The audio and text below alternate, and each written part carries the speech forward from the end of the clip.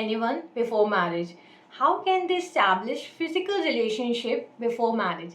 ये सवाल उठे हैं सुप्रीम कोर्ट में. Why this question has arise? What is the reason behind this? क्या वजह है इसकी कि ये सारे क्वेश्चंस उठे हैं एंड कैसे एक लड़का एंड एक लड़की दोनों कंप्लीट स्ट्रेंजर होने के बाद भी एक दूसरे के साथ फिजिकल रिलेशनशिप में आ जाते हैं before marriage. Maybe we are old fashioned, but still the boy and girl are complete stranger. They should not establish a physical relationship before marriage. And if you are so persistent of being married, then आपको रुकना चाहिए. क्या है ये case study, क्या है ये case title, इसके बारे में हम इस वीडियो में जानेंगे. इस वीडियो को लास्ट तक देखिएगा, स्किप मत कीजिएगा, क्योंकि ये बताता है कि फॉल्स प्रॉमिस ऑफ मैरिज के बेसिस पे कैसे सामने वाले के साथ गलत हो रहा है. ये केस स्टडी कहाँ से उठ के आई है, कहाँ से ये पूरी कहानी उठ के आई है, इस सब को जानेंगे. सबसे पहले हम इसका केस टाइटल जान लेते हैं, एसएलपी नंबर जान लेते हैं. एसएलपी नंबर है 20842 ऑफ 2025. सुप्रीम कोर्ट का ये केस है. केस टाइटल है वाईके वर्सेस स्टेट और government of NCT of Delhi. यहाँ पे जो बात हो रही थी वो फॉल्स प्रॉमिस ऑफ मैरिज के ऊपर बात हो रही थी. कहाँ से ये केस स्टडी उठ के आई थी? हाई कोर्ट ने बेल एप्लीकेशन रिजेक्ट कर दी थी, सेशन कोर्ट ने भी बेल एप्लीकेशन रिजेक्ट कर दी थी, क्योंकि एक आदमी फॉल्स प्रॉमिस ऑफ मैरिज के बेसिस पे सेक्सुअल रिलेशनशिप स्टैब्लिश कर रहा था कंप्लाइनेंट के साथ. अब कंप्लाइनेंट कौन थी? कंप्लाइनेंट 30 साल की एक युवती थी जो एक्यूज से एक मैट्रिमोनियल वेबसाइट पे मिली थी 2022 में. अब उसने उसके ऊपर क्या इल्ज़ाम लगाए थे? उसने ये बोला था कि फॉल्स प्रॉमिस ऑफ मैरिज के बेसिस पे इसने मेरे साथ सेक्सुअल रिलेशनशिप स्टैब्लिश किए हैं. इसने ये बोला था कि मैं तुमसे शादी करूँगा, बट इसने मुझसे शादी नहीं की. इसने सेकेंड मैरिज 2024 में पंजाब में कर ली. अब इसने मल्टीपल ओकेजन्स पे मुझे जगह जगह बुलाया, मेरे साथ सेक्सुअल इंटरकोर्स किया, मेरी इंटीमेट वीडियोज़ बनाए, बट स्टिल उसने मेरे साथ शादी नहीं करी. क्या इसे सज़ा नहीं मिलनी चाहिए? क्या ये गलत नहीं है? ये सारे सवाल उठे सुप्रीम कोर्ट में. सुप्रीम कोर्ट ने भी हर चीज़ को कम्प्लीटली एवेलुएट किया एंड लड़की से पूछा कि जब आप इतने कंसिडरेट थे कि आपको शादी करनी थी, तो आप सेक्सुअल रिलेशनशिप में कैसे आ सकते हो? एक लड़का एंड एक लड़की कम्प्लीटली स्ट्रेंजर होते हैं एक दूसरे के लिए, तो बिफोर मैरिज आप फिजिकल रिलेशनशिप में कैसे आ सकते हो? क्योंकि एक इंसान का कन्विक्शन हो रहा था यहाँ पे. अब सुप्रीम कोर्ट ने ये भी कहा कि यहाँ पे कंसेंशुअल रिलेशनशिप थे. ये ट्रायल एंड कन्विक्शन की बात नहीं है, इसे मुझे मीडिएशन में भेजना पड़ेगा. बट अगर एक लड़का और एक लड़की एक दूसरे के लिए कम्प्लीटली स्ट्रेंजर हैं, then how they can establish a physical relationship before marriage? That is something that needs to be address. और ये हमारी सोसाइटी में अभी बहुत कॉमन हो गया है. ऐसे केसेस बहुत सारे आ रहे हैं, फॉल्स केसेस भी आ रहे हैं और रियल केसेस भी आ रहे हैं, जिसकी वजह से सर्कमस्पेक्शन मीन्स एक लड़की के लिए हर चीज़ को क्लियरली इवेलुएट करना, बहुत प्रूडेंट होना पड़ता है एंड वॉचफुल होना पड़ता है before going into a relationship.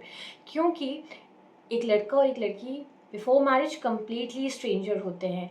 लड़की ने क्या इल्ज़ाम लगाए थे लड़कियों के ऊपर कि इसने मुझे दिल्ली में भी कई बार मेरे साथ रिलेशनशिप स्टैब्लिश किया है, और इसने मुझे ये बोला था कि आपको दुबई आना पड़ेगा.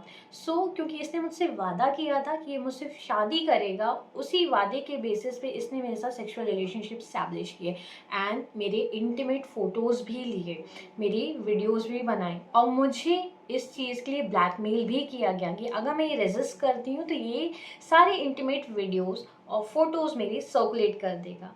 This was the thing, that's why I have to come, और मुझे इसके खिलाफ एक्शन लेना पड़ा.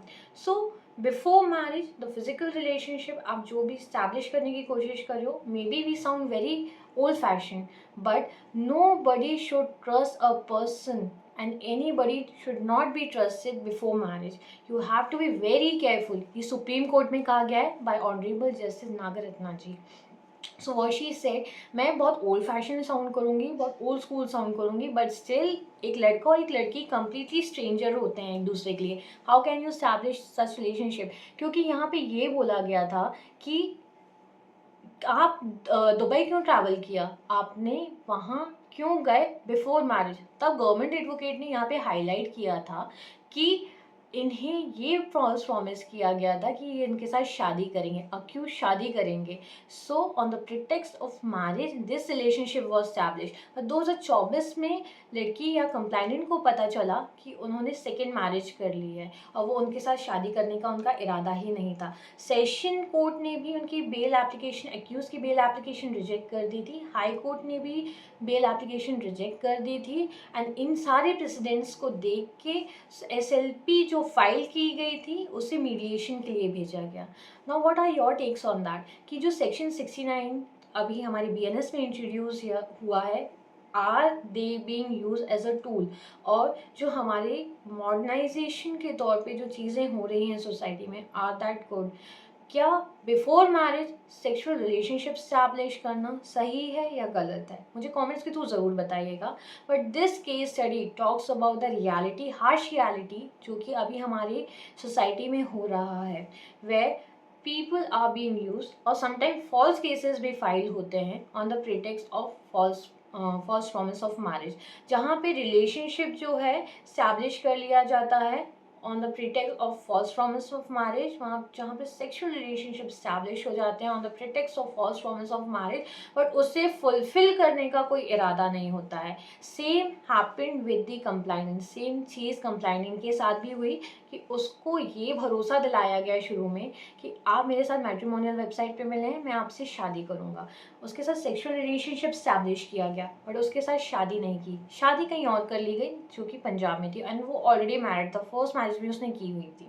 सो this was the thing that has been highlighted in this particular case study. और ये केस स्टडी सिर्फ एक पर्टिकुलर इंसिडेंट के बारे में नहीं बताती है, ऐसे बहुत सारे केसेस हैं जो कि हाई कोर्ट्स में अभी भी चल रहे हैं, सेशन कोर्ट्स में अभी भी चल रहे हैं, जिसका ट्रायल चल रहा है, जिसमें कन्विक्शंस हो गए हैं, but still this has not yet stopped. यहाँ पे ये देखा जाता है सेक्शन 69 में कि क्या शुरुआत से ही सामने वाले की नीयत नहीं थी सामने मतलब कंप्लाइनेंट के साथ शादी करने की, या फिर एक फेल्ड रिलेशनशिप है। मीन कंसेंसस तो थे रिलेशनशिप को स्टैब्लिश करने के लिए, पर शादी के बारे में शुरू से बोला गया था या नहीं बोला गया था। और इस केस स्टडी में, पर्टिकुलरली इस केस स्टडी में, ये चीज़ प्रूव होती है कि शुरुआत में एक्यूज ने ये बोला था कि वो उसके साथ शादी करेगा।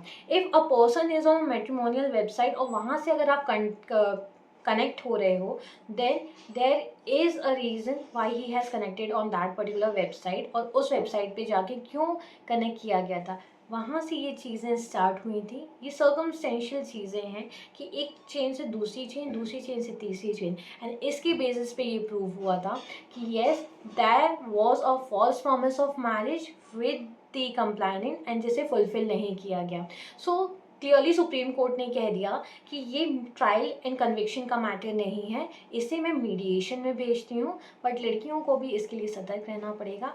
If they want a relationship then they should wait, और उसके लिए आपको मैरिज तक का इंतज़ार करना पड़ेगा।